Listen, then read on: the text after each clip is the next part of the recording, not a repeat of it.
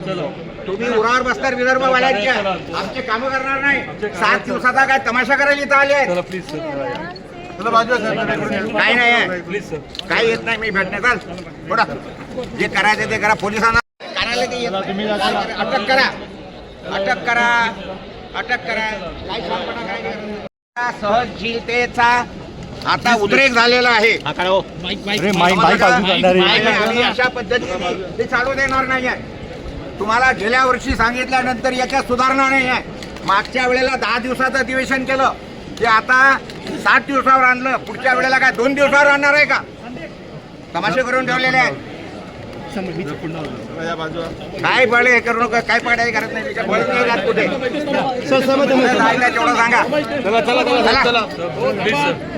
अजिबात काही हे नाही। हे तमाशे जे लावलेले आहेत ते सगळे तमाशे सगळे बंद व्हायला पाहिजे।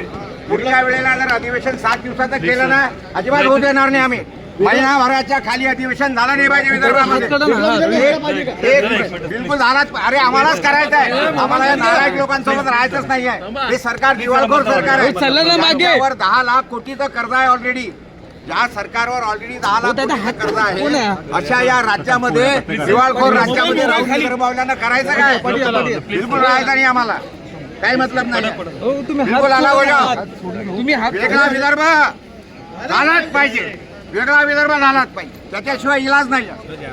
हा तमाशे मांडून ठेवलेले आहेत सर्व। विदर्भाचा अनुशेष भरला गेला नाही अद्याप, काही नाही, काय अनुशेष नाही, काही नाही आहे। ती विचारत नाही विदर्भावाल्यांना, काही समजत नाही आहे, अजिबात काही समजत नाही। मुख्यमंत्री विदर्भातलीच आहेत। त्यांना असं आहे, मोठी तिजोरी लुटायला मिळाली आहे ना। जेव्हा महाराष्ट्राची मोठी तिजोरी लुटायला मिळाली त्यावेळेला ते विदर्भावर कशाला येतील? ते म्हणजे अच्छा आहे बळा खाव। यांना विदर्भ वेगळा पाहिजे असेल तर यांना सत्तेतून खाली उतरवा, आपण विदर्भ मिळू।